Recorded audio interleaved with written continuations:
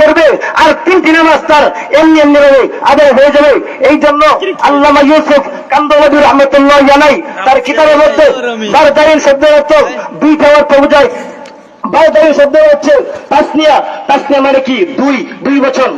যে বারদারিন মানে কি, যে শীতের মধ্যে আমরা যখন ঘুমাই, ঘুমানোর পর দেখা যায় আমরা যখন শীতের মধ্যে যখন ঘুম থেকে জাগ্রত হওয়ার পর যখন আমরা ফজরের নামাজ পড়ি, দেখা যায় আমাদের অনেক কষ্ট হয়ে যায়। ভাই শুধু এটাই নয়, সাহাবায়ে কেরামের যুগে তারা অনেক কষ্ট করেছে। সাহাবায়ে কেরাম এই নামাজের জন্য অনেক ত্যাগ স্বীকার করেছে। সম্মানিত উপস্থিতি ভাইরা, এই জন্য আল্লাহ তাআলার হুকুম আমাদের ঠিকমতো পালন করতে হবে। যে ইতিপূর্বে আমি যে হাদিস খানা তেলাওয়াত করলাম, হাদিস হচ্ছে ইসলামের ভিত্তি 5টি। বুনিয়াল ইসলামু আলা খামসিন, শাহাদাতি আল্লা ইলাহা ইল্লাল্লাহ ওয়া আন্না মুহাম্মাদার রাসূলুল্লাহ ওয়া ইকামিস সালাতি ওয়া ইতাইজ যাকাত ওয়াল হজ্জি ওয়া সাওমি রমাদান। আল্লাহ রাসূল সাল্লাল্লাহু আলাইহি সাল্লাম বলেন, 1 নম্বর হচ্ছে শাহাদাতি আল্লা ইলাহা ইল্লাল্লাহ, কালেমা শাহাদাত পড়া। শাহাদাত মানে কি?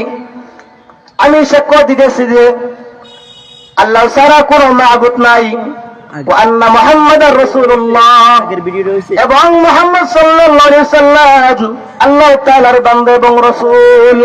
ওয়া ইকামিস সালাত, 2 নম্বর হচ্ছে নামাজ কায়েম করা।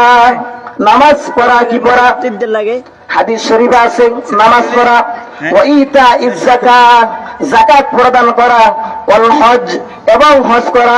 ও সাওমি রমাদান, রমজান মাসে হচ্ছে রোজা রাখা। অসম্মানিত ভাইরা, সামনে দেখা যায় রমজান মাস, এই জন্য আমাদের 5 ওয়াক্ত নামাজ পড়তে হবে। অসম্মানিত ভাইরা, হাদিস শরীফে উল্লেখিত আছে যেই বেনামাজির কবরে এমন একটা সাপে দংশন করবে, সাপের লেজ থাকবে জমিনে, মাথা থাকবে আসমানে। এই জন্য ভাই দোস্ত বুজুর্গ, দুনিয়ার মধ্যে যাকে দেখা যায় যত কবর আছে, দুনিয়ার মধ্যে যত কবরের মধ্যে আগুন জ্বলে, সেই সমস্ত কবর হচ্ছে বেনামাজির কবর।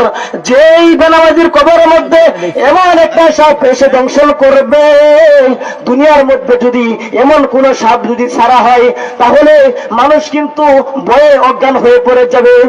হাদিস শরীফে লেখে যেই বেনামাজির কবরে এত বড় একটা সাপ আসবে, যেই সাপের লেজ থাকবে জমিনে, মাথা থাকবে আসমানে, এই সাপ যদি দুনিয়ার মধ্যে ছাড়া হইতো, দুনিয়ার সমস্ত মানুষ দুনিয়া থেকে চলে যাইত সাপ দেখে। এই জন্য ভাইরা, নামাজের কিন্তু অনেক গুরুত্বপূর্ণ ফজিলত রয়েছে। সম্মানিত ভাইরা, সম্মানিত বোনেরা, পর্দার অন্তরালে মা বোনেরা, আল্লাহ তাআলার হুকুম ঠিকমতো পালন করবেন। আল্লাহ তাআলার হুকুম যদি ঠিকমতো পালন করতে পারেন, দাখিলাল জান্নাহ, আপনার